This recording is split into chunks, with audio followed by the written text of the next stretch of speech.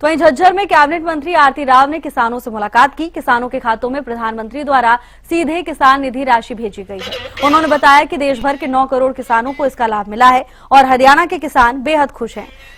आरती राव ने कहा कि कृषि क्षेत्र में तेजी से सुधार हो रहे हैं और कई उत्पाद अब राज्य के किसान खुद ही पूरा कर रहे हैं।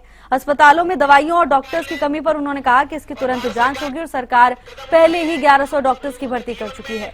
कांग्रेस द्वारा बीजेपी पर लगाए गए आरोपों पर उन्होंने पलटवार किया। कहा कि वो अपना आईना देखें फिर दूसरों पर उंगली उठाएं। चुनाव आयोग पर उठ रहे सवालों के बीच 272 सदस्यों की एकजुट प्रतिक्रिया को भी उन्होंने सही करार देते हुए समर्थन जताया। बहुत खुशी की बात है आज के दिन 9 करोड़ किसानों के बैंक के खाते में सीधी आज के दिन ये भरपाई हुई है। पीएम साहब ने पीएम किसान सम्मान निधि के तहत, और बहुत ही खुशी की बात है। और आज के दिन में झज्जर हूँ और मुझे लगता है कि हरियाणा के सभी किसान बहुत ज़्यादा खुश हैं। हमारी फसल में, जैसे पीएम साहब ने बताया भी, कि फसल में पहले से ज़्यादा उपज आई है। हम पहले इंपोर्ट किया करते थे अपनी फसल, और आज के स्पेशली गेहूं के मामले में हमारी उतनी फसल हो चुकी है कि हम अपनी भरपाई खुद कर रहे हैं। ये बहुत बड़ी बातें हैं हमारे देश की। सबसे पहले बात तो मैं ये कहूँगी जी, कल गुड़गांव में भी थी मैं, और इसी प्रकार का प्रश्न मुझे वहाँ भी पूछा गया।